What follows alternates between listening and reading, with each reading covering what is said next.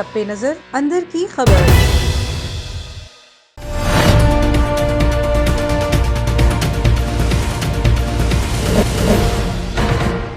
بسم اللہ الرحمن الرحیم، السلام علیکم۔ A1 ٹی وی کے ساتھ میں ہوں کانتا امتیاز۔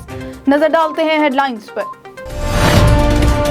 اسلام آباد سمیت ملک کے مختلف علاقوں میں بارش، میاں والی اور گوجر خان میں بھی بادل جم کر برسے۔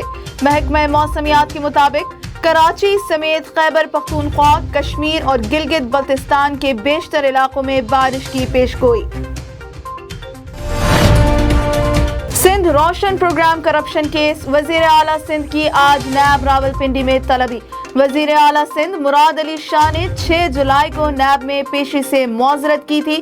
وزیر اعلیٰ سندھ آج نیب کے 28 سوالوں کا جواب دیں گے۔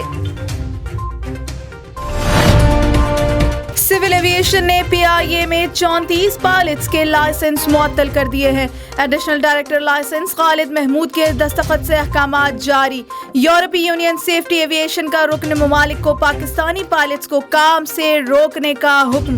ایاسا نے اپنے رکن ممالک سے پاکستانی پائلٹس کی تفصیلات طلب کر لی۔ وفاقی وزیر علی زیدی کا سندھ حکومت کے JIT رپورٹ میں 8 صفحات غائب کرنے کا الزام۔ چیف جسٹس سے از خود نوٹس لینے کی اپیل۔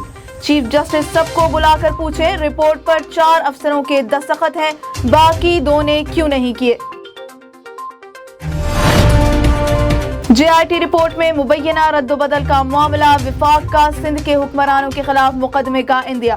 وفاقی وزیر فواد چودھری کہتے ہیں، علی زیدی کی رپورٹ جاری کرنے سے سنگین الزامات نے جنم لیا۔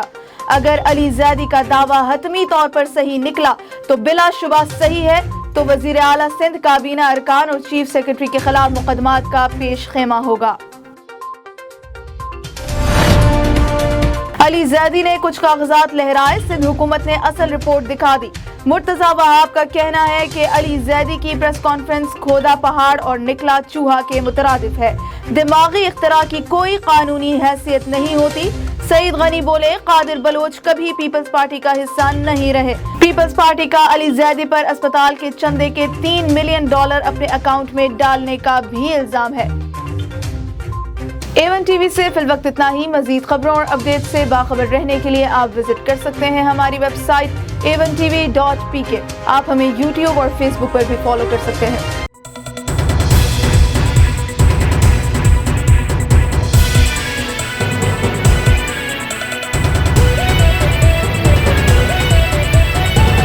A1 TV، سب پہ نظر اندر کی خبر۔